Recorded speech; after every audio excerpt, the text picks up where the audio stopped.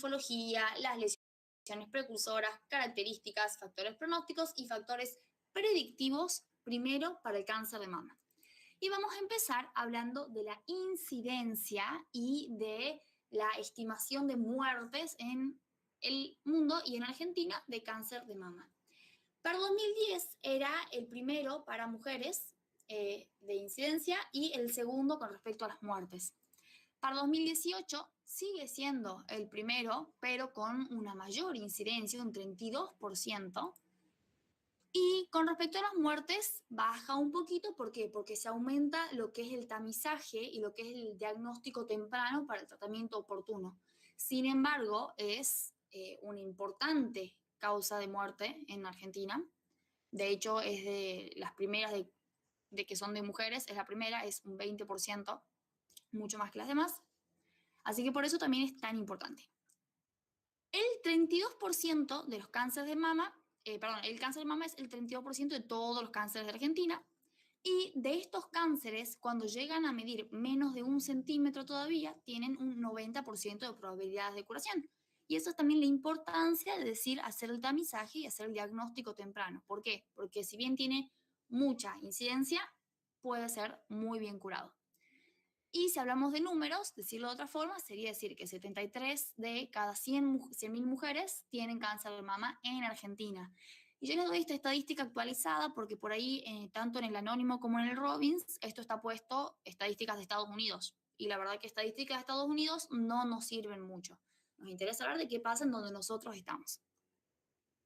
Y con respecto a la frecuencia, con lo que nos da la cátedra, vamos a decir que es el de mayor incidencia en mujeres y es la primera causa de muerte por cáncer en mujeres argentinas, siendo estas más de 5.800 al año. Es una barbaridad. Y de estas mujeres, el 75% ninguna tenía antecedente familiar de cáncer de mama. O sea que acá el tema hereditario, si bien es importante, hay una gran presencia también del espontáneo o del esporádico. ¿Por qué? Porque hay una gran presencia de cánceres que no tenían relación previa o familiar a un cáncer previo. Los factores de riesgo para cáncer de mama, primero que nada, van a ser la edad. La edad aumenta el riesgo paulatinamente a lo largo de la vida y más que nada después de la menopausia, alcanzando un pico más o menos a los 80 años. Con respecto a las variaciones geográficas, es mucho más el cáncer en América y en Europa que en Asia y en África. Es bastante la diferencia. La raza y la etnia, vamos a ver que la tasa más alta de cáncer de mama es las mujeres caucásicas no hispanas. Y hay otros factores de riesgo que están más que nada asociados a lo que va a ser la exposición a los estrógenos y también las alteraciones en general que haya de las hormonas. ¿Por qué? Porque cuando hablamos de exposición prolongada a los estrógenos, nos vamos a referir específicamente a después de la menopausia, cuando se hace, o en realidad antes se hacía mucho, un tratamiento sustitutivo hormonal. ¿Para qué? Para prevenir la osteoporosis. Se hacía un tratamiento con estrógenos y este tratamiento hacía que aumente bastante el riesgo de cáncer de mama, entonces por eso ya no se lo usa tanto. Hay como que ver el riesgo-beneficio ahí que surge. Y acá siempre me parece importante aclarar que el uso de los anticonceptivos orales no afecta el riesgo de cáncer de mama, más que nada porque ahora se usan los que son dobles combinados con progesterona y porque no se ha visto que aumente el probabilidad o el riesgo aún en mujeres que tenían antecedentes familiares de cáncer de mama. O sea que con los anticonceptivos está todo piola de momento. La radiación ionizante va a aumentar significativamente el riesgo de cáncer de mama, específicamente cuando sea en la zona del tórax o de la garganta, del cuello, de la parte de la tiroides. ¿Por qué? Porque muchas veces pasa que las mujeres a los edades jóvenes, 20, 30 años, surge un linfoma de Hodgkin o surge un tumor de tiroides y se hace una terapia con radioterapia y eso muchas veces sí va a aumentar el riesgo de cáncer de mama al punto que un 30% de esas mujeres va a desarrollar un cáncer de mama después. Entonces es importante resaltar acá el poder de la radiación y aclarar que la radiación que se hace en el tamizaje con la mamografía no afecta para nada la incidencia del riesgo de cáncer de mama. ¿Por qué? Porque es insignificante la radiación que se recibe. Imagínense que si eso aumentase el riesgo, no lo haríamos como tamizaje. Y van a haber otros factores como la obesidad, el alcohol y la dieta rica en grasas que van a alterar la secreción de hormonas principalmente. La obesidad, recuerden que el tejido adiposo es un lugar de preservación de hormonas que después la secreta de nuevo, entonces aumenta el contenido hormonal y eso genera este desequilibrio de hormonas que es el factor de riesgo realmente. Entonces son factores acoplados que van a colaborar con esta patogenia. Y en la patogenia vamos a hablar de cambios genéticos, de influencia hormonal y de las variables medioambientales, en el sentido de que en la mayoría de los casos nosotros vamos a encontrar de cáncer de mama una sobreexposición del oncogen HER2-Neu, que ya lo vamos a ver, pero que ya lo deben haber escuchado en algún momento. Y eso es lo que nosotros utilizamos para determinar los perfiles de luminal A, luminal B, HER2-Neu y triple basal o negativo en base al HER2-Neu y a los receptores de estrógeno y progesterona. Los cambios hormonales tienen que ver con el exceso de estrógeno que habíamos hablado recién, más que nada por el desequilibrio hormonal que genera, y acá van a entrar muchos otros factores de riesgo, pero que son menores, como decir, por ejemplo, una menarca temprana o una menopausia tardía. ¿Por qué? Porque eso va a querer decir que hay una edad fértil más prolongada en la que hay una mayor exposición al estrógeno endógeno. Y eso a lo largo va a generar un aumento del riesgo, pero es como un factor de riesgo medio indirecto. Y las variables ambientales también van a afectar en la incidencia que hablábamos tanto de las etnias como geográficas. Y estos son los perfiles que decíamos recién de luminal A, B, HER2-Neu y basal. En el luminal A encontramos que hay una sobreexpresión de los receptores de estrógeno y progesterona, pero no del oncogen HER2-Neu. El luminal B tiene positivo para sobreexpresión de receptores de estrógeno y progesterona y de HER2-Neu. El HER2-Neu solo tiene sobreexpresión de HER2-Neu y el basal o triple negativo tiene negativos los tres, los receptores de estrógeno y progesterona y de la sobreexpresión de HER2-Neu. Y esto ya lo vamos a retomar en un ratito, pero para que lo vayan conociendo. Con respecto a la clínica, es una posibilidad que se presente dolor, pero no es lo característico. De hecho, se vio en los estudios que las masas que producen dolor generalmente son benignas, o sea que es un signo, pero no es determinante. Así también el exudado por el pezón o el hecho de encontrar una masa palpable y los signos anormales en los estudios mamográficos. Estos dos últimos van a ser los más importantes. Y acá cabe aclarar que nosotros en un principio habíamos dicho que las neoplasias que tienen menos de 1 centímetro pueden curarse en el 90% de los casos. Pero las masas palpables comienzan a ser palpables, justamente, valga la redundancia, a partir de los 2 centímetros. O sea que esperar a que la masa se haga palpable es esperar demasiado tiempo.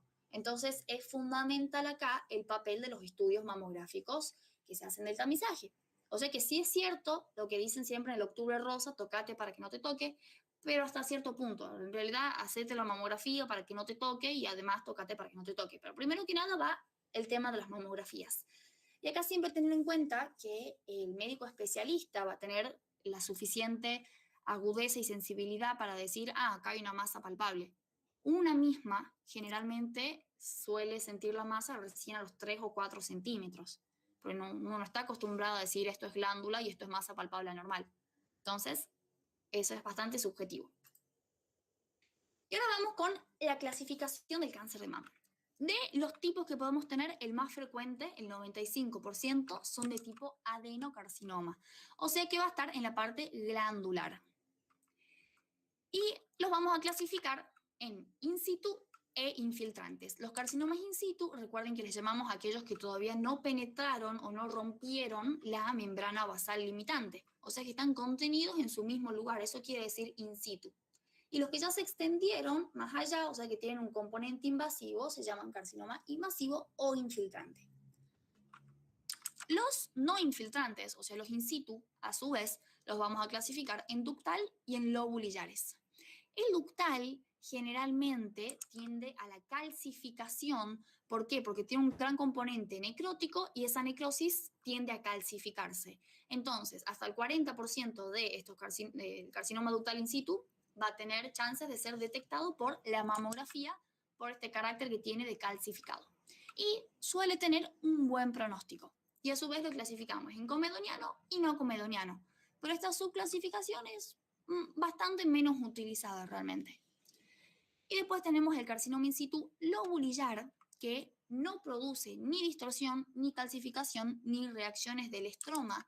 O sea que no es frecuente que nosotros lo encontremos en el tamizaje por las mamografías. Suele ser un hallazgo de tipo causal porque, como decimos, no produce ningún signo que podamos ver. Y cuando ya son invasores, volvemos a clasificarlos: ductal, lobulillar y otros. El ductal es el que proviene del carcinoma ductal in situ y el lobulillar del lobulillar. Ahora, con este carcinoma ductal invasor sucede algo importante, que es que ustedes van a ver que aparece como NST. Y NST quiere decir en inglés No Specific Type, que para nosotros va a significar sin tipo específico. O sea que el término acá del carcinoma ductal infiltrante, NST, va a estar englobando todos aquellos carcinomas que no puedan ser subclasificados en los otros tipos. Entonces acá van a estar el 70 al 80% de los cánceres. ¿Por qué? Porque más o menos metemos todos en el cajón en el que no sabíamos dónde van las cosas. Seguramente todos en la casa tenemos el cajón donde guardamos chucherías. Este tipo de clasificación vendría a ser ese cajón en el que englobamos el resto. Y se asocia generalmente, como dijimos, al carcinoma ductal in situ. Va a tener un gran componente desmoplásico por la estroma reacción. Recuerden que la desmoplasia es cuando hay una secreción de colágeno en el tejido y eso hace que se vuelva más duro, y suele tener una baja tasa de supervivencia. ¿Por qué? Porque si al carcinoma no lo podemos clasificar en otro tipo, generalmente va a ser porque tiene un componente anaplásico y ese componente anaplásico suele ser bastante agresivo. Por otro lado, el lobulillar. El lobulillar es la evolución, dijimos, del carcinoma lobulillar in situ y va a tener un patrón de crecimiento con bastantes mutaciones, pero que se va a identificar como masas palpables o densidades mamográficas con bordes irregulares, que esto de entrada ya nos permite decir es maligno, hay que hacer algo. Y van a haber otros tipos que son más especializados, como el medular, el mucinoso y el tubular. Esos van a tener que ver con las características. Por ejemplo, el que es mucinoso también se llama coloide y aparece con mucha secreción de mucina, dice su nombre. El medular es muy poco frecuente, de hecho es menos del 1% de los cánceres de mama y tiende a producirse en personas de mayores de 60 años. Y el tubular es el que nosotros vamos a encontrar también como densidades mamográficas, o sea que es más accesible encontrarlo, pero también supone menos del 5% de los carcinomas de mama. O sea que estos son bastante menos frecuentes. Ahora vamos concretamente a las lesiones precursoras. Y vamos a hablar, ¿Yo? como siempre, sí, Te hago una pregunta. sí, Entonces, si nos preguntan el de mejor o peor pronóstico, el de peor pronóstico sería el ductal NST. sí, es el más agresivo Ujú. por ser indiferenciado, pero ya vas a ver que Perfecto. después los vamos a clasificar como luminal A, luminal B, triple negativo y HER2 positivo. Y entre esos, uno también va a decir cuál es el mejor y cuál es el peor. Y generalmente el luminal A es el que tiene mejor pronóstico y muchas veces uno dice que el triple negativo, el basal, es el de peor pronóstico. Ah, O sea que bien, bien, acuérdate bien. que eso, bueno, lo digo ahora, son dos clasificaciones paralelas que nosotros vamos a tener. Ustedes pueden elegir clasificarlo así como adenocarcinoma, carcinoma ductal, carcinoma lobulillar, o según los factores predictivos que tenga, según luminal A, luminal B, HER2 triple negativo. Y eso está en el informe generalmente. Yo suelo sugerir que cuando ustedes hablen del tipo, el subtipo y las características, lo hagan según las características histológicas que tiene, o sea, según su adenocarcinoma, y que cuando hablen de factores predictivos recién mencionen lo de luminal A, B, HER2 y triple basal. Esa es como una forma ordenada de ponerlo. Bien, Jo, gracias. Bien. Entonces, con respecto a los factores de lesiones precursoras, como es un adenocarcinoma, hablamos acá de glándulas. ¿Y qué vamos a encontrar? Una hiperplasia atípica. Recuerden que este componente atípico es el que hace que sea lesión precursora. Y esta hiperplasia puede ser ductal o lobulillar, que va a evolucionar después a un carcinoma, ductal o lobulillar in situ. O sea, el ductal evoluciona a ductal y el lobulillar evoluciona a lobulillar. Y el carcinoma ductal o lobulillar in situ, cuando rompe o penetra la membrana, se convierte en un carcinoma microinvasor. Y acá aprovecho para recordarles que en el anónimo esto está mal puesto en todos los cánceres porque anónimo les pone lesión precursora propiamente dicha, hiperplasia. La marcadora de diseminación e invasión, carcinoma in situ. Y la pasible de terapéutica oportuna, esta del microinvasor. Esa clasificación no se utiliza, no es correcta, por lo tanto, no la digan en el final. Sugiero imperiosamente que no hagan uso de esa clasificación, porque no los van a clavar automáticamente, pero sí va a ser diferente el trato que les den, porque les van a empezar a preguntar, ¿por qué usaste esa clasificación? ¿De dónde estudiaste? ¿Qué significa? ¿Ya no se usa? Entonces, sugiero, si es que la leyeron y la venían teniendo en cuenta, subrayenla porque no se utiliza. Simplemente hablamos de la evolución de un proceso. Con respecto a los factores pronósticos, van a estar los dependientes del paciente, del ambiente y del tumor. Con respecto a los dependientes del paciente, acá nos importa específicamente hablar de la edad. ¿Por qué? Porque nosotros dijimos que la frecuencia es a partir de los 50 años, la incidencia de cáncer de mama. Sin embargo, cuando se presenta antes de los 40 años, está asociada a un muy mal pronóstico. Y esto va a tener que ver con otros factores del paciente que van a hacer que permita el desarrollo de esta neoplasia tan tempranamente. Muchas veces son otras mutaciones. Los dependientes del ambiente tienen que ver con lo que dijimos de variaciones geográficas, de la raza, de la etnia. Y las dependientes del tumor son las del tipo y subtipo, histología y estadificación. El tipo y subtipo, lo que me gustaba recién Romy, vamos a hablar acá de luminal A, B, HER2-neu y basal, y vamos a hablar también de tipo según su histología, que es adenocarcinoma con sus respectivos subtipos, entre los cuales habíamos dicho recién que cuando hablábamos de su versión in situ, o sea, de su lesión precursora, el ductal era malo y que cuando evoluciona a carcinoma ductal también era el de peor pronóstico porque tenía un grado importante de desdiferenciación. Ahora, el luminal A es el más frecuente que nosotros vamos a encontrar y por suerte es uno de los que mejor evolución tiene cuando lo encontramos tempranamente. El luminal B es el segundo más frecuente, pero es bajito, es como un 15% de los cánceres y no suele tener un patrón tan agresivo. El que es el HER2-neu, sí, es bastante agresivo porque en general la mutación del HER2-neu está asociado a un mal pronóstico. O sea que, en general, piensen que si tiene HER2-neu, va a ser peor la evolución que tenga. Y el triple basal o triple negativo tiene dos cosas para acotar acá. Primero, es agresivo porque no tiene los receptores de estrógeno y progesterona sobreexpresados, lo que va a significar que cuando yo haga el tratamiento, que no hace falta que lo sepan, pero para que lo entiendan, no voy a poder utilizar un tratamiento hormonal. ¿Por qué? Porque si el problema no está en los receptores de estrógeno y progesterona, no voy a utilizar los componentes hormonales como tratamiento. Y por otro lado, a favor, yo no tengo el HER2-neu sobreexpresado. Entonces está bueno porque el HER2-neu es muy agresivo. Pero si yo no tengo el HER2-neu y no tengo los receptores de estrógeno expresados, significa que yo no puedo hacer un tratamiento específico con respecto a los factores predictivos que son los que determinan este tratamiento. Entonces por ahí puede ser o no más agresivo según qué es lo que se puede hacer con respecto al tratamiento y según cómo reaccione a la quimio y a la radioterapia en general. Y bueno, el tipo es adenocarcinoma porque estamos hablando de una neoplasia maligna del epitelio glandular y el subtipo va a ser según la forma o patrón que tome morfológico. El grado de diferenciación, acá súper importante, vamos a hablar de los criterios de Nottingham. Los criterios de Nottingham toman las mismas pautas que nosotros utilizamos siempre, o sea, diferenciación celular, mitosis atípica y pleomorfismo nuclear, pero les asigna un puntaje. Entonces, agarra este Nottingham y dice, si las glándulas parecen glándulas, les damos un punto. Si las glándulas parecen cribas, les damos 2 puntos. Si parecen cordones, les damos 3 puntos. Con las mitosis, si en el campo son atípicas 1 a 3, 1 punto, 4 a 10, 2 puntos, más de 10, 3 puntos. Y con respecto al pleomorfismo nuclear, si es bajo, 1 punto. Si es medio, 2 puntos. Si es elevado, le doy 3 puntos. Por lo tanto, Lucas, ¿qué te parece mejor? ¿Tener un puntaje de 3 o tener un puntaje de 9?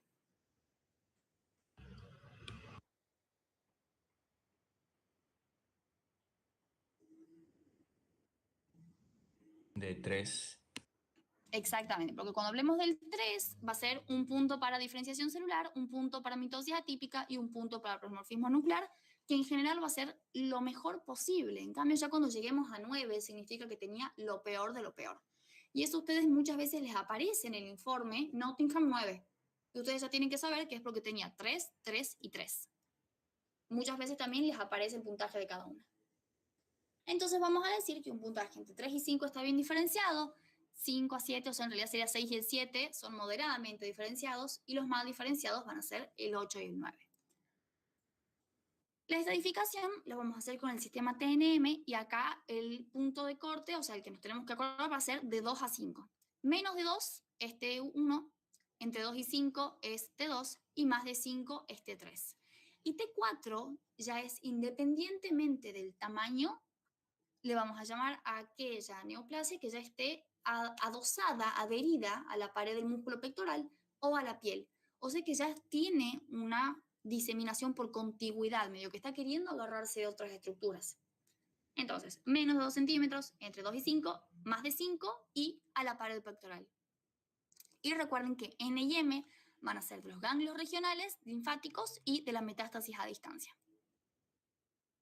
Y acá juega un factor súper importante para la sobrevida del paciente, el estado de los ganglios axilares. ¿Por qué? Porque el primer lugar donde drena la neoplasia mamaria es los ganglios axilares, o sea que son su ganglio centinela. Por lo tanto, es importante que yo haga un estudio del ganglio centinela para que yo sepa si hay o no hay diseminación. Si hay diseminación, va a ser mucho más agresivo, más complicado el tratamiento y más difícil la sobrevida, o menos larga en realidad sobrevida. Y hay que tener en cuenta que también cuando nosotros encontramos una masa pequeñita, generalmente no da positivo para el ganglio centinela, pero cuando ya encontramos una neoplasia de más de 3 centímetros, en general es positiva entre 2 y 3 centímetros para la diseminación a los ganglios regionales. En el 50%, o sea que imagínense que si la masa palpable es a partir de los 2 centímetros, y a los 2 centímetros el 50% ya tiene metástasis axilar, es bastante positivo pensar en la importancia del tamizaje para encontrar esta masa antes de que se esté diseminando el ganglio centinela. De hecho, cuando el carcinoma tiene menos de 1 centímetro o hasta 1 centímetro, solo el 5 o el 10% da positivo para el ganglio axilar. O sea que muy importante que tengan eso en cuenta, porque el informe les incluye el tamaño y es un puntazo a favor para que hablen de este tema.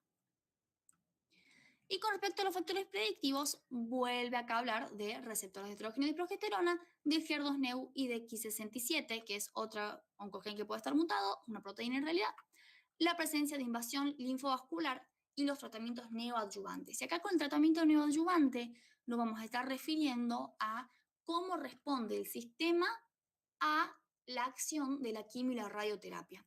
En el sentido de que antes, ¿se acuerdan que yo les había contado que se hacía una extirpación quirúrgica de la lesión y después se hacía quimio y radioterapia para eliminar los restos tumorales que hayan quedado? Después alguien dijo, hagamos otro método alternativo, porque ¿por qué al paciente le tengo que sacar primero el tumor y después achicar los restos? Primero hagamos radio y quimioterapia y después recién la cirugía. Y esto es para reducir el tamaño de tejido que yo tengo que extirpar. Y se vio que en general está bastante bueno, más que nada se lo va a utilizar a este tipo de tratamientos cuando no tengamos la presencia de la mutación de los receptores de estrógeno y progesterona. Así que bueno, va a depender también de cómo reaccionan los tratamientos, pero más que nada nos importaban los receptores de estrógeno y progesterona con el HER2-Neu, que determinaba los subtipos de luminal A, B, HER2-Neu y triple basal. El diagnóstico de cáncer de mama es fundamental y nace a partir de una imagen sospechosa en el tamizaje. Generalmente, cuando la persona tiene menos de 30 años, se hace una ecografía, y cuando tiene más de 30 años se hace una mamografía, y esto va a tener que ver con la densidad del tejido. Y tengan en cuenta que mientras más grande es la persona, más sensible va a ser al tamizaje. ¿Por qué? Porque el tejido se vuelve más radiotransparente, entonces es más factible que uno encuentre las masas. ¿Cuándo se ve una imagen sospechosa? Si esa lesión es palpable y es un quiste yo la voy a estudiar primero con una punción, aspiración, aguja fina. Si es un nódulo, puedo usar punción, aspiración, aguja fina o punción biopsia. Si es grande y está adherida a la pared, vamos a hacer una biopsia de órgano total o de órgano parcial. Y con esto nos estamos refiriendo a que si es simplemente el cuadrante en el que se encuentra, que el más frecuente es el supraexterno, vamos a decir que es una cuadrantectomía. Si es toda la mama, va a ser una mastectomía. Y si la lesión es no palpable, cuando se trata de una microcalcificación, podemos hacer o biopsia radioquirúrgica, que ustedes se van a dar cuenta porque el informe dice que hay restos de carbón, o con el mamotome. Y los nódulos generalmente con el mamotome. Pero nosotros en los informes encontramos mucho más de estas lesiones palpables. Es mucho más frecuente que aparezcan. Entonces recuerden que si es quisto nódulo utilizamos PAF, si es nódulo además punción biopsia y después directamente hacemos biopsia de órgano parcial o total. Y es importante acá conocer un diagnóstico diferencial que es el lipoma de la axila. ¿Por qué? Porque muchas veces se presenta una persona que dice, me estaba haciendo la palpación, que me la hago todos los meses y me encuentro acá una masa móvil, medio blanda en la axila. ¿Y qué pasa? Cuando se hace el estudio, uno se da con que no era una metástasis, o sea, muchas veces el paciente ya estaba diciendo, ya hice el testamento, ya me despedí de mi familia, porque ya está, si tenía los ganglios positivos, ya está, me muero mañana. Pero no, es un lipoma de la axila, que recordemos que es la neoplasia benigna más frecuente del adulto en las partes blandas. O sea que puede pasar que se dé este escenario. Y con respecto a cuándo hacemos la mamografía, esto es importante que lo conozcan para el final. ¿Por qué? Porque ustedes no pueden hablar de prevención si no saben a quién se la hacen. Y la prevención acá es justamente este tamizaje, que es una prevención secundaria. Y la vamos a hacer, si ustedes le preguntan a el ginecólogo, si preguntan en el hospital, les van a recomendar que a partir de los 40 años, toda mujer que no tenga síntomas, que no tenga antecedentes y que su estudio anterior haya sido normal, a partir de los 40 años se haga una mamografía, todos los años. Pero si esta mujer tiene en su familia antecedentes de cáncer de mama, ya sea su madre, su hermana, que son los familiares de primer grado, se recomienda que se la empiece a hacer las mamografías anuales 10 años antes de que ese familiar tuvo su cáncer de mama. O sea que, tomemos el caso, fulana tiene 25 años, la madre le dio un cáncer a los 45 años, por lo tanto, fulana tiene que empezar a hacérselo a los 35 años, no a los 40. ¿Por qué? Porque si bien es un factor de riesgo menor, hay un importante carácter acá de del antecedente heredofamiliar.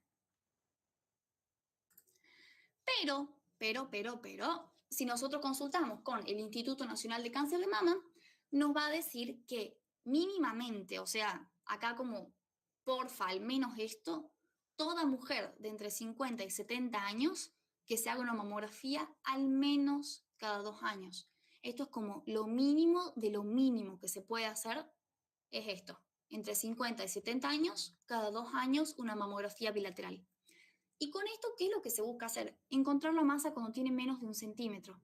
Porque si se la encuentra cuando tiene menos de 1 centímetro, va a tener un 90% de probabilidades de curar y de tener una alta tasa de supervivencia. O sea que esto es lo ideal. Y este es otro póster que les dejo por si les interesa verlo más tarde. Si quieren, después les mando el PDF, que es del Instituto Nacional de Cáncer, que responde preguntas básicas como qué es el cáncer de mama, quiénes afecta, si se puede prevenir, si se puede tratar y qué pasa si se palpan algo en la mama. Está bueno, está interesante, también para construir lo que decíamos el otro día de la actitud médica. Y el tratamiento en el cáncer de mama va a ser típicamente quirúrgico con radioquimioterapia, dependiendo siempre el caso y qué es lo que se puede hacer. Y acá me importa que hablemos de un tema bien específico, que es decir, yo voy a intentar a toda costa que el tratamiento sea conservador. O sea, yo voy a intentar no hacer una mastectomía a menos que la neoplasia esté ya adherida al plano de la pared pectoral. ¿Por qué? Primero que nada porque es un factor psicológico tremendo para una mujer decir te saco una mama o te saco las 2 mamas, mucho más si no era necesario. Segundo, es un factor estético y eso también es como un círculo vicioso, factor estético psicológico. Y tercero, no se olviden que la mama es una zona erógena. O sea que ya no solo es una mujer que tuvo cáncer, no solo le cambió la estética, sino que se está quedando sin una zona erógena y eso altera la psiquis muchísimo. Entonces, fundamental ahí también pensar en el paciente y decir, si no es sumamente necesario, no se saca la mama entera, porque va a afectar mucho. Y esto para el informe está bueno conocerlo, en el sentido de que acá con quirúrgico no siempre nos referimos a mastectomía. Muchas veces solo se saca la lesión y ya está. O a veces se hace también un vaciamiento ganglionar de la parte de la axila, o un vaciamiento axilar se llama también, y se saca los ganglios. Pero lo ideal es intentar conservar la mama si es que es posible. La prevención es de tipo secundaria, con el tamizaje, con el diagnóstico precoz, y si encontramos una lesión de acá, yo les pongo marcador de diseminación e invasión, pero acuérdense que ustedes no dicen esto, sino una lesión previa, una lesión precursora o una lesión temprana, extirparla. Es decir, si yo encuentro el carcinoma ductal in situ, lo saco sin pensarlo. Ya está, y se elimina el problema. Y esto va a ser lo que nosotros, todo lo que podemos conocer sobre cáncer de mama. Más que nada me interesa que se acuerden bien de la clasificación, que se acuerden bien del tamizaje, que se acuerden bien del diagnóstico. ¿Por qué? Porque los informes, ustedes muchas veces van a recibir una punción biopsia. Entonces, la punción biopsia, ustedes tienen que saber que no se la hizo porque sí. Se hizo porque se encontró una imagen sospechosa, tienen que ver la edad del paciente y eso correlacionarlo con nuestro patrón, digamos, nuestro algoritmo diagnóstico de cómo se hace. ¿Hay alguna duda de cáncer de mama? ¿O hay algo que quieran plantear o agregar o curiosear? Yo, si Ujú. cuando haces los factores predictivos, te da el receptor de estrógenos positivo y negativo el NER2, ¿tiene mejor pronóstico? ¿Cómo sería la terapéutica?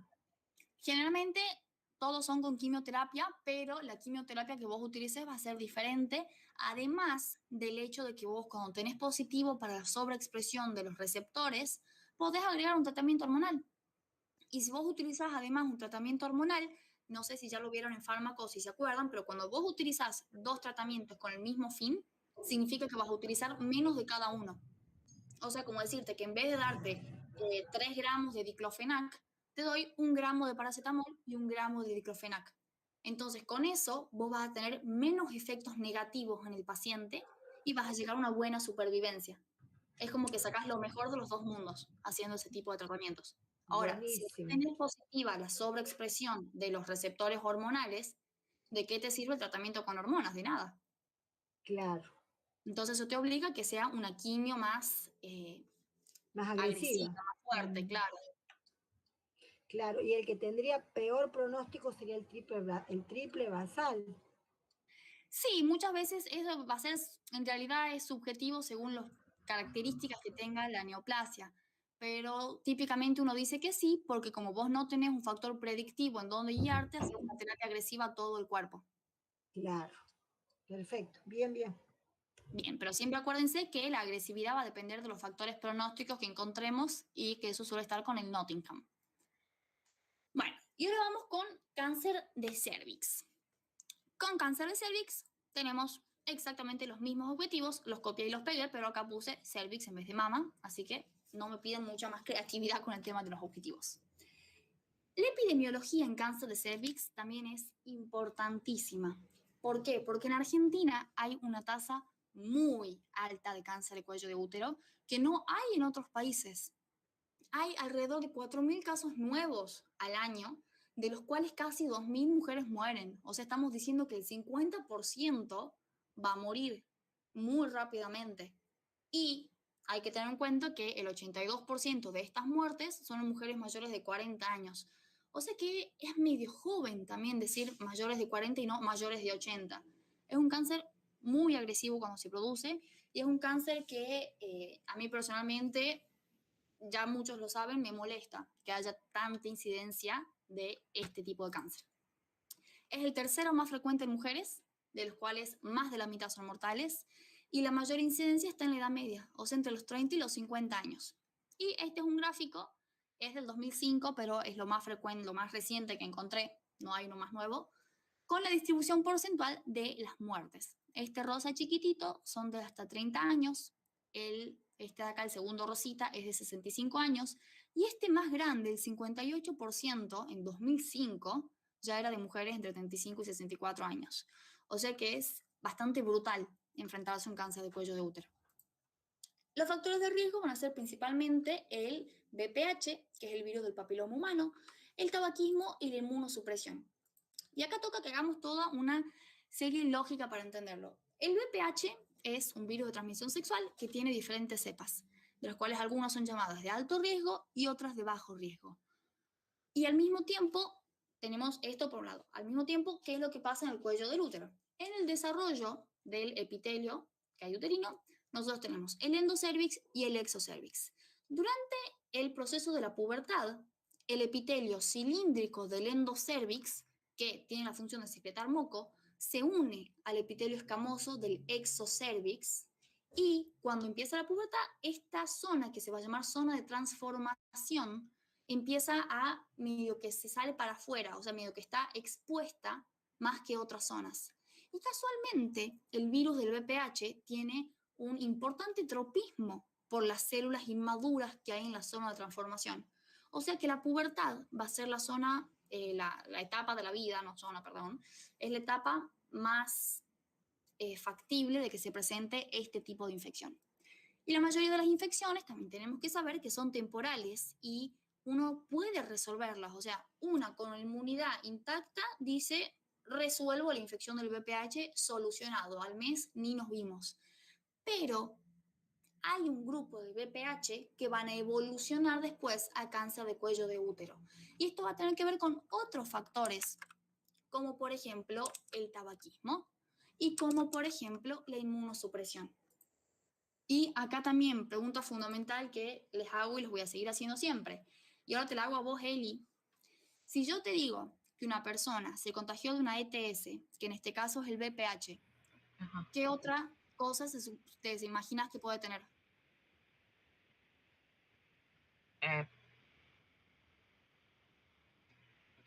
O sea, que se contagió con el HPV. ¿Qué otra cosa aparte de eso? Claro, si vos decís una persona que se contagió de una ETS por no utilizar protección, ¿hay otra ETS que vos te puedas contagiar si no usas protección? ¿Que te Un produzca montón. inmunosupresión? SIDA, sífilis. Claro, que te produjo un montón. O sea, que Claro. inmunosupresión sería el SIDA, Acá claro. es importantísimo hacer la relación y acá vale tanto para el VPH como para la mayoría de las infecciones que ustedes van a ver genitales. Si vos te presentás con una persona que tiene VPH o que tiene sífilis o que tiene gonorrea o que tiene VIH, vos en realidad pensás que tiene todas esas juntas y más. Por ahí venía. Generalmente es como decirte, un perfil de comportamiento el no usar protección. No es que decir hoy no porque, bueno, hoy no tenía ganas. Es general. Y muchas veces puedes decir, aunque una sola vez no uses protección, puede ser que la otra persona nunca la haya usado o hace 40 años cuando no la conocías no haya usado y ya tenga una ETS. Y de repente, ¡boom!, te contagiaste con algo. Entonces acá viene la súper importancia, Eli, de preguntarte, ¿se puede prevenir la infección del VPH? Sí, con la vacuna. ¿Y cómo más? Y también con, digamos, con cuidado, digamos. Claro, con el uso de preservativo va a ser Con el también uso una de barrera preservativo. importante.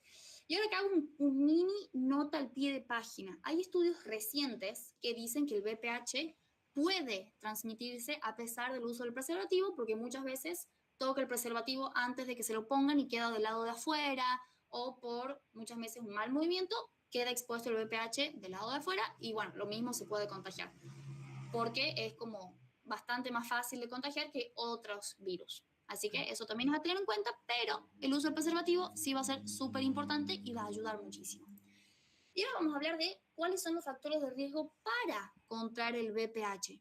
Primero que nada, la edad temprana de la primera relación sexual, por lo que les decía recién de esta zona de transición, por la cual el VPH tiene un importante tropismo y en la cual si yo les digo que esta zona en la pubertad está hacia afuera, quiere decir que está más accesible. Por lo tanto, es mucho más fácil que el VPH llegue ahí en la pubertad que en la adultez, cuando la zona de transición ya subió para arriba. Es un factor.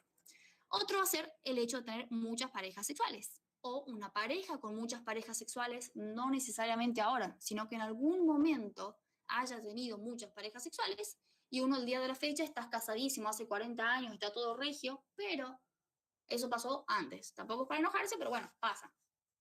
Y otra va a ser esta infección que sea persistente por las cepas del VPH de alto riesgo como factor para la producción de la neoplasia intraepitelial cervical, que es el SIN. Y estos de alto riesgo son las cepas 16 y 18. Ahora, con respecto a si se puede prevenir, nos dice Eli muy correctamente, se puede prevenir. ¿Cómo? Perdón, Primero, ¿qué es SIN? Perdón, ¿qué es SIN? la neoplasia intraepitelial cervical.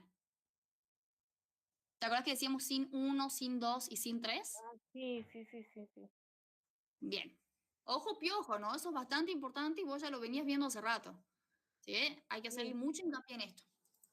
Ahora, la prevención tiene mucho que ver la educación sanitaria. ¿Por qué? Porque si la persona sabe que se puede contraer una ETS por no usar protección, es lo ideal que diga, no quiero esto, por lo tanto, uso protección.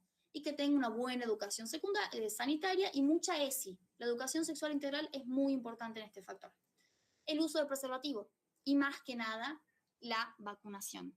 Y acá sepan que la vacunación es la prevención primaria y de hecho la única prevención primaria que se puede hacer para cáncer. Esta vacunación se llama Gardasil y es una vacuna tetravalente para las cepas 6, 11, 16 y 18. O sea, para unos de bajo riesgo y para las de alto riesgo también. Esta vacuna comienza a ser obligatoria a partir de los 11 años para niños y niñas y se daban antes 3 dosis, ahora se dan 2 dosis, hay todavía un cambio que se está dando. ¿Y qué importancia tiene? Que todo niño y niña tiene como parte del calendario obligatorio esta vacunación. Si nosotros hacemos la vacunación, no hay VPH. Si no hay VPH, no hay cáncer de cuello de útero. Y es importante que hablemos también de que es para los niños. ¿Por qué? Porque si un niño tiene VPH, después le contagia a la niña el VPH. Por lo tanto, no nos sirve vacunar solo a las mujeres. Además de que el hombre también tiene cánceres por VPH de tipo peniano o escrotal, pero en muchos menos valores, mucho menor la incidencia. Y importa también saber, algo que está bastante bueno de que sea obligatorio, que hoy en día los planes sociales no te los dan si vos no presentás el calendario obligatorio de vacunación. O sea que está bastante bueno en ese sentido porque se está fomentando mucho la vacunación. ¿Por qué es a los 11 años? Porque es cuando mayor eficacia tiene. ¿Por qué? Porque todavía se supone que no hubo un inicio de la iniciación sexual, todavía no hay actividad sexual, se supone, por lo tanto estás previniendo la infección primera del VPH. Ahora, si ya hay VPH, no tiene mucho sentido la vacunación, por eso se busca ponerla lo más temprano que se pueda. Y es importante saber que se la puede poner más adelante, porque conozco mucha gente que le pasó de quererse ir a vacunar y que les digan, no, vos ya no, porque vos ya tenés 13, vos ya tenés 20, no podés. Incluso conozco gente que le dijeron, vos sos hombre, vos no podés. Pero tienen que saber que la vacuna del VPH es para todo niño y niña a partir de 11 años a tiempo indefinido. Ahora, otro tipo de prevención va a ser el screening o el tamizaje que decíamos recién. ¿Por qué? Porque si nosotros lo encontramos tempranamente, hacemos una prevención secundaria. Y es fundamental. De todo lo que venimos diciendo, que yo sé que es mucho, lo vamos a resumir un poquitito diciendo que hay una progresión del virus del VPH bastante poquita. ¿Por qué? Porque si nosotros hablamos de la exposición al VPH a nivel números, son millones al año. Pero dependiendo de factores como el estado inmunitario, de la vulnerabilidad genética y algunos factores ambientales, de estos millones que hay, algunos millones van a ser evolucionados a un SIN, a una neoplasia intraepitelial cervical, y otros miles van a tener una infección de bajo riesgo por las cepas 6 y 11 principalmente, formando un condiloma, que es una verruga. Ahora, de los millones que tienen una neoplasia intraepitelial cervical, van a persistir unos cuantos miles a un SIN 2 y un SIN 3. Y de estos miles que tengan el SIN 3, unos 10.000 van a evolucionar a un cáncer invasivo y unos 5.000 a una metástasis. Realmente, si hablamos de números concretos, el 10% de los SIN 1, o sea, de la primera etapa displásica de la neoplasia intraepitelial cervical, evoluciona a un SIN de alto grado. Y de estos SIN de alto grado, un 10% evoluciona a un cáncer invasivo. O sea que es relativamente baja el porcentaje de cáncer, digamos, que se da de las millones de personas que tienen VPH, un muy pequeño porcentaje va a tener cáncer. Por eso a mí, al principio decía que me molesta tanto que haya tantas muertes por VPH en Argentina, por el cáncer de cuello de útero, cuando tiene prevención, tiene vacuna y tiene una baja tasa de evolucionar. O sea que hay muchísimas personas con VPH como para que tantas tengan este tipo de desarrollo carcinogénico. Y me molesta porque no hay ESI. Pero bueno, eso es tema aparte para otro día. Ahora, con respecto al condiloma que decíamos recién, es un condiloma que se llama acuminado y que tiene la característica de ser una verruga. Es una lesión que es benigna. ¿Se acuerdan que yo en un momento les había contado que era como el papiloma, que era la fotito que les mostré varias, pero lo llamamos condiloma cuando se encuentra en el área genital o mucosa?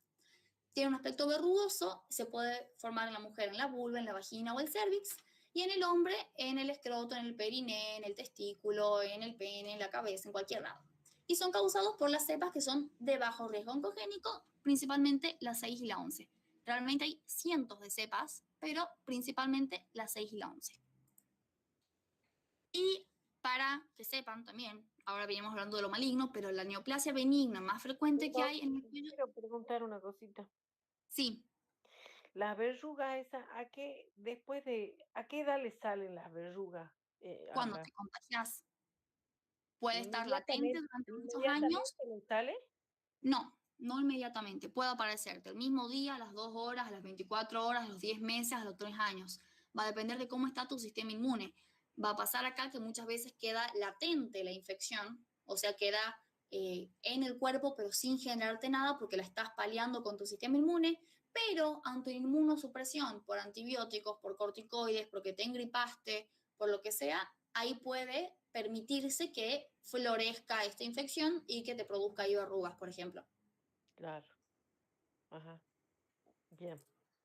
Bueno, con respecto a las neoplasias benignas, la más frecuente en el útero es el leiomioma, que, bueno, es un dato interesante a conocer, me pareció. Y ahora sí vamos a hablar de las lesiones precursoras bien claramente, porque he visto mucha gente que presta confusión, porque acá de nuevo el anónimo, mi viejo enemigo, está mal explicado. Vamos a hablar de lo que es los porcentajes que tenemos. Primero que nada, el 80% son carcinomas de tipo escamosos, en los que encontramos un epitelio maligno que puede o no estar queratinizado y que va a ser infiltrante. El adenocarcinoma es el 15%, o sea, es bastante más bajo y va a ser por una proliferación del epitelio glandular. Y también puede ser que haya adenoescamoso, y es una mezcla de los dos, o neuroendocrino. Ahora, súper importante acá, hablar de la neoplasia intraepitelial cervical. ¿Qué tiene como característico? Que tiene diferentes estadios. Y nosotros los vamos a clasificar en SIN 1, SIN 2 y SIN 3, para que entendamos la histología. Pero tenemos que saber que clínicamente y en la actualidad, en realidad, le llamamos L-SIL, H-SIL y H-SIL al 2 también. ¿Por qué? La L va a ser de low, bajo, y la H va a ser de high, alto en inglés. Y vamos a estar hablando de estas lesiones intraepiteliales bajas y altas. Cuando hablemos del SIN 1 o L-SIL, vamos a estar hablando de un cambio que tenemos en el tercio inferior y que va a tener características displásicas. Primero vamos a explicar cómo evoluciona. Y estas características displásicas van a ser también con cambios de los coilocitos, que son células casi patognomónicas del VPH. Entonces, que si yo las encuentro y digo tiene coilocitos y tiene displasia, es casi seguro que tiene VPH. Puede evolucionar a un SIN 2, que ya es un H-SIL, en el que la displasia se va a extender hasta el tercio medio del epitelio y va a haber un retardo en la maduración de las células de los queratinocitos, va a haber un cambio de tipo pleomorfismo, tanto celular como nuclear, va a haber mucha heterogeneidad, va a haber mucha mitosis atípica. Y cuando evolucione a SIN 3, acá va a haber una pérdida casi completa del epitelio normal, con mucha heterogeneidad, mucho pleomorfismo, una gran variedad de tamaños de las células, de los núcleos, y estos cambios van a estar en casi todo el epitelio.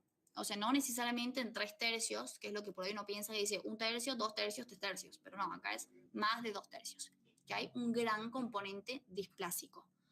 Y acá me parece fundamental aclararles que esto es importantísimo, decir que el SIN 1, o sea, el L-SIL, en el 60% de los casos tiene remisión. O sea que el mismo cuerpo dice, no, para, yo no quiero esta displasia, solucionemos el tema. Y el cuerpo le mete pila y elimina esta displasia en el 60% de los casos. Un 30% de los casos van a decir, bueno, yo no puedo pelear para eliminarla, pero puedo pelear para mantenerla y que no evolucione. O sea que el 90% no evoluciona. Solo un 10% va a evolucionar a una HSIL, ya sea sin 2 o sin 3. Solo un 10%. Y después, ese HSIL, ya sea sin 2 o sin 3, solo un 10% va a evolucionar a un carcinoma. Un 30% va a remitir, un 60% va a persistir y solo un 10% evoluciona a carcinoma. O sea que es importante conocerlo porque por ahí muchas personas cometen el error, digamos, por ahí no conocerlo bien, de decir que todo sin 1 evoluciona sin 3 y todo sin 3 evoluciona a cáncer. Y no, es solo un 10%. Y estos son las microfotografías que vamos a ver histológicas de un epitelio normal cuando hay una displasia de tipo SIN1, que hasta aquí vemos una variación de las células, vean toda esta parte que está alterada y este epitelio sigue normal. En un SIN2 ya podemos ver que hasta acá está alterado, esta parte también hay células anómalas, acá hay otra célula anómala, y en el SIN3 ya está casi todo el epitelio comprometido. Pero recordemos que el porcentaje de que pase de este epitelio SIN1 al SIN3 es solo un 10%. Y así es como nosotros podemos ver las células cuando hacemos el PAP, que es el Papa Nicolau. Este que vemos acá, que es un huevito, es el coilocito. El coilocito uno lo diferencia porque tiene un halo perinuclear, que es medio transparente. Y vamos a ver cómo las células van variando de una célula normal, célula más o menos normal, con coilocitos, a células que crecen mucho de tamaño, que tienen mucha cantidad de coloración excesiva, que aparecen más negruzcas. Y este ya sería la versión del SIN3, donde ya vemos un gran grado de displasia. Ahora, hablando ya más extendidamente de las lesiones precursoras. Dijimos que por un lado teníamos los SIN, SIN1, SIN2, SIN3 o L-SIL y H-SIL. Si nosotros no solucionamos este H-SIL, un 10% evoluciona al carcinoma in situ. Este carcinoma in situ, recordemos que está contenido todavía en su membrana, en su sitio, y puede evolucionar un carcinoma microinvasor, que va a ser un estadio temprano de la neoplasia, y que le llamamos microinvasor cuando la parte que está invadiendo sea hasta 5 o 7 milímetros. No más que eso. Y bueno, acá para que no se olviden, solo el 10% del L-SIL evoluciona a H-SIL y del 10% de los H-SIL a carcinoma. Con respecto a los factores pronósticos, vamos a hablar del paciente, del ambiente y del tumor. Del paciente interesa la edad, el estado inmunológico y la presencia de algunos oncogenes. Acá tenemos que saber que, bueno, la edad, como siempre, disminuye un poco la inmunidad del paciente, por lo tanto, mientras más grande es el paciente, más chances hay de que un cáncer avance, pero sin embargo, acá la infección de VPH tiene más riesgo de ser en edades tempranas. Así que a tener eso en cuenta. Y generalmente aparece en un promedio de decir los 40 años, que suele ser unos 10 o unos 15 años después de que ya se detectan estas lesiones de displasia de tipo SIN. Las del ambiente van a depender tanto de dónde vive la persona, cuál es el contexto sociocultural, si hay una buena prevención, si es que hay vacunación, si es que hacen los tamizajes. Y los dependientes del tumor van a ser el tipo y subtipo, la histología y la estadificación. Con respecto al tipo y el subtipo, dijimos que el más frecuente lejos era el carcinoma de células escamosas, así que nos vamos a estar basando en este cuando hablemos. El grado de diferenciación, como es un carcinoma escamoso, vamos a medir el porcentaje de queratinización. Vamos a medir las mitosis atípicas y vamos a ver el grado de pleomorfismo que se encuentre.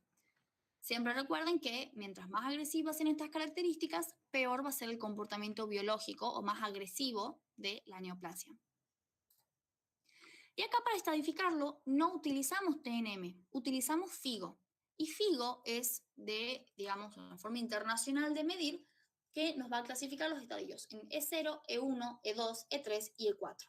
Cada uno tiene muchas subdivisiones, si quieren se los mando después por el grupo o como ustedes me digan, pero para que entiendan bien qué es lo importante de conocer de FIGO, les marco lo fundamental.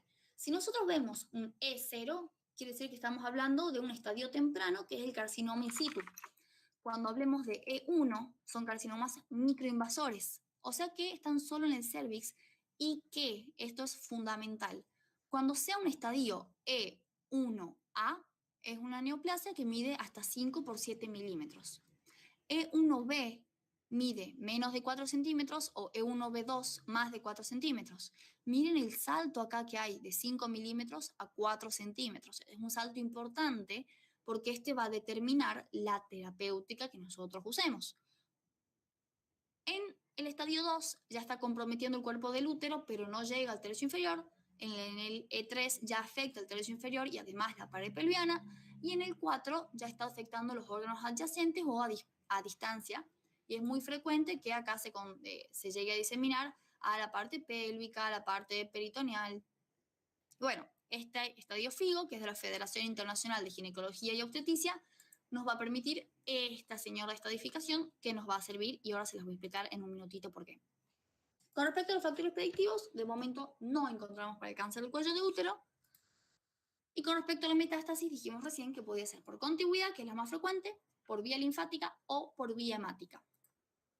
Ahora vamos al diagnóstico y acá les explico lo que les quería explicar de FIGO y que también el algoritmo diagnóstico del cáncer de cuello de útero, chicos, es fundamental, es súper importante. No se pueden presentar a rendir si no conocen el algoritmo diagnóstico.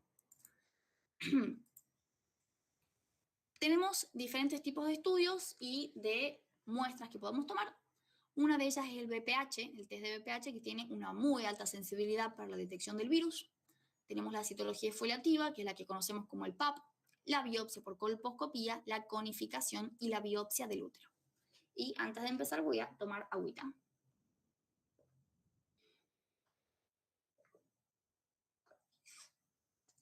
Porque se viene algo súper acá explicativo. Primero que nada, aclarar que cuando nosotros hacemos el test de BPH, lo hacemos en conjunto con la citología exfoliativa cérvico-vaginal. ¿Por qué? Acá en conjunto me refiero a que no es la misma muestra, sin embargo, es la misma toma de muestra, que ustedes lo van a encontrar como una doble toma, se llama. Esta doble toma consiste en que con un material, un elemento que se llama espátula, nosotros obtengamos una muestra de la zona de transformación del cuello del útero y además con la otra parte de la espátula, en la misma cita ginecológica, se obtiene material humoral para evaluarlo en el test del BPH. Ahora, a la parte de la citología, como es una citología, la vamos a fijar en alcohol de 96 grados. Y nosotros vamos a decir que tenemos una muestra satisfactoria que les va a aparecer ahí en el PAP, que dice, porque tiene moco, células endocervicales, metaplásicas, que quiere decir del epitelio de transformación, y muchas veces también células de reparación. Pero lo fundamental que tiene que tener es células endocervicales y metaplásicas que son de transformación. ¿Se entiende por qué el test de BPH se toma junto con el PAP?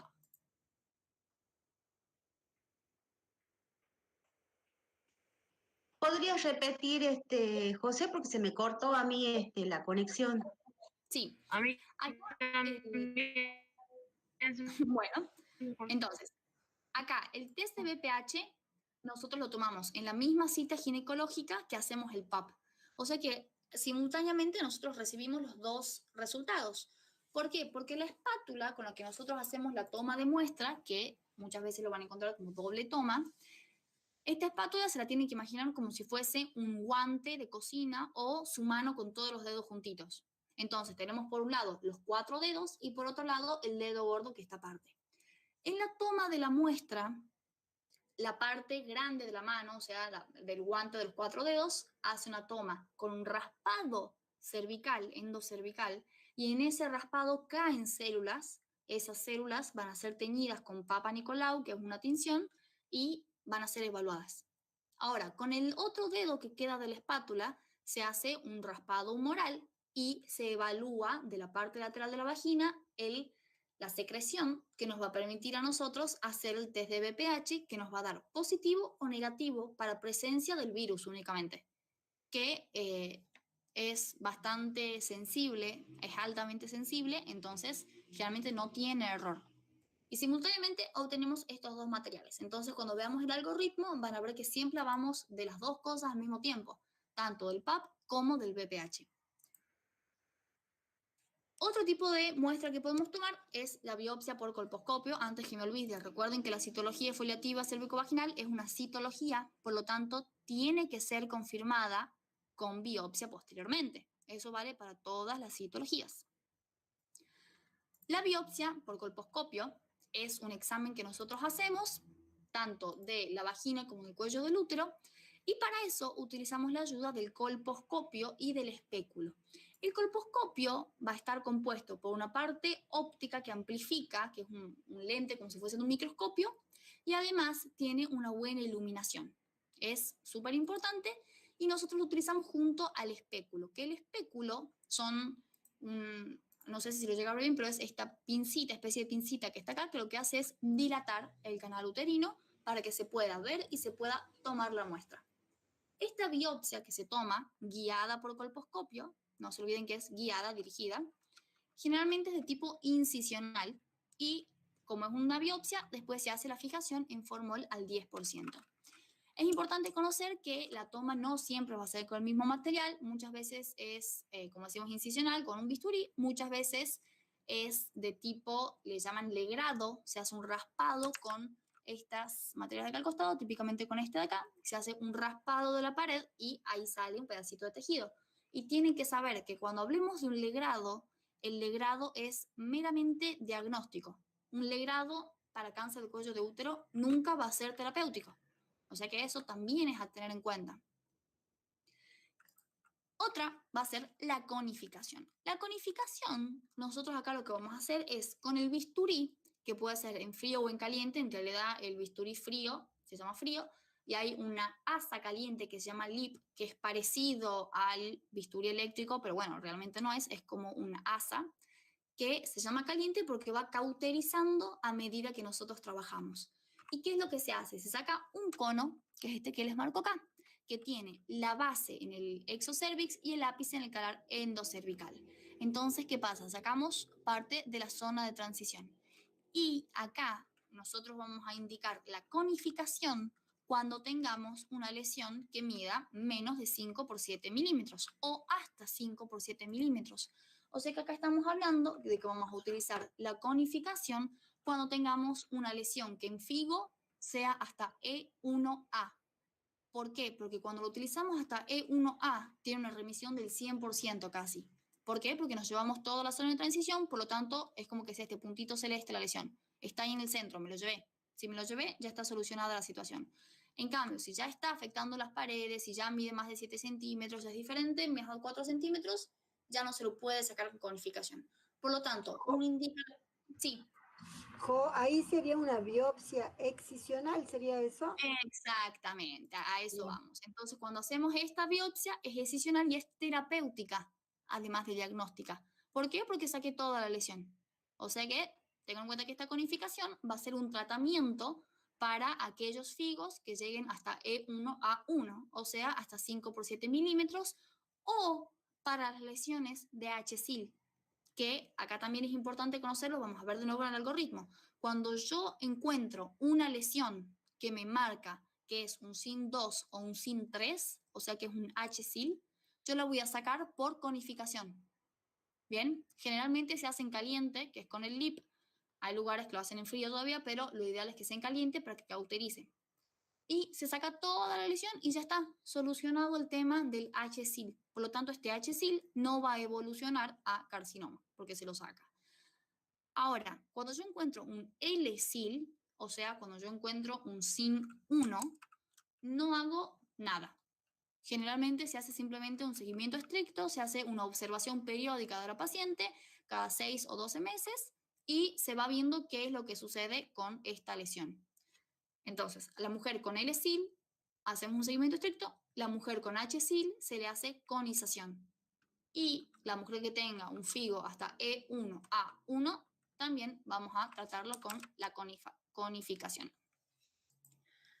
Este es el algoritmo. Sí. No, ahí está el algoritmo, ahí está. Sos ansiosa, ¿no, Marce? Siempre me haces las preguntas antes de que las explique. Sí, me paso ya. Bueno, acá lo que pasa con el algoritmo es que sale a partir del test de BPH y acá vamos a ver que es test de BPH asociado a la citología, siempre. Test de BPH, citología. Test de BPH, citología, siempre. ¿Por qué? Porque dijimos que se hacía una doble toma. El test de BPH, si da positivo, bueno, empecemos por el otro lado mejor. Si el test de BPH da negativo, volvemos a repetir el test de BPH a los 5 años. ¿Por qué? Porque decimos que esta persona no tiene infección, por lo tanto todavía no tiene riesgo de cambios citológicos. Directamente descartamos la citología, no nos interesa porque no hay BPH, por lo tanto no va a haber lesión. Se lo hace a los 5 años.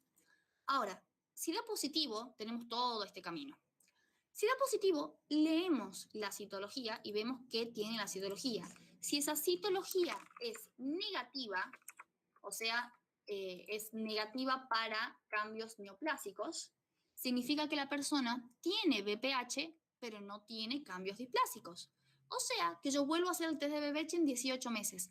¿Por qué? Porque yo quiero ver si en ese año y medio la persona luchó contra ese BPH y ya no tiene BPH, o quiero ver si esa persona evolucionó su BPH y ahora tiene cambios en la citología. Por lo tanto, a los 18 meses vuelvo a hacer la toma del test de BPH con el PAP.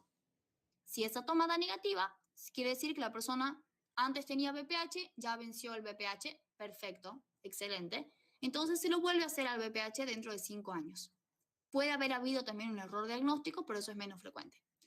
Ahora, si el segundo test de BPH da positivo, leemos la citología. Si esa citología da negativa, o sea, negativa para células neoplásicas igual a células normales, tenemos todo bien, volvemos a hacer el test de BPH a los 18 meses y así indefinidamente. Test de BPH, citología, si la citología es negativa a los 5 años, si es positiva, otra citología. Ahora, ¿qué pasa cuando esta citología o esta citología nos da anormal? Si nos da anormal, quiere decir que hay presencia de células neoplásicas. Por lo tanto, tenemos que estudiarlo. Si esto es una citología, estudiarlas por biopsias. Biopsia que va a ser dirigida por colposcopio. O sea que hacemos colposcopía y biopsia. Es importante acá, para que ustedes se acuerden, que el algoritmo, cuando la citología dé negativa, se hace de nuevo todo. Y así indefinidamente se vuelve a repetir todo. Cuando dé positiva, se hace colposcopía y biopsia. ¿Por qué? Porque dijimos que toda citología se tiene que confirmar con una biopsia. Ahora, pregunta importantísima. ¿Quiénes se tienen que hacer el test de BPH? El test de BPH se recomienda para mujeres y varones trans que no se hayan realizado una histerectomía a partir de los 30 años. O sea, personas con útero de 30 años en adelante. No se lo recomienda antes, ¿por qué? Porque la gran mayoría de mujeres jóvenes y varones trans jóvenes vamos a ver que la infección de BPH se va sola. ¿Por qué? Porque tenés un buen sistema inmune copadísimo que dice, no, mira, estás joven para todo este bardo, listo, se va el BPH. Ahora, sí se pueden hacer el PAP para ver si es que hay lesiones en la citología. Y no se recomienda hacerlo para mujeres embarazadas, pero si fuese necesario y hay algún grado de sospecha, se hace el PAP. Ahora, importantísimo entonces, el test de BPH para mujeres y varones trans a partir de los 30 años. Y recordemos que el PAP y el test de BPH se hacen juntos con la muestra doble o toma doble. Y bueno, nada, que cada vez que nos dé positiva la citología, vamos a tener que confirmarlo con una biopsia. Súper, súper importante. Y este es el cuadrito normal, digamos, de verlo. Así aparece en los libros, así aparece en las páginas del Instituto Nacional de Cáncer.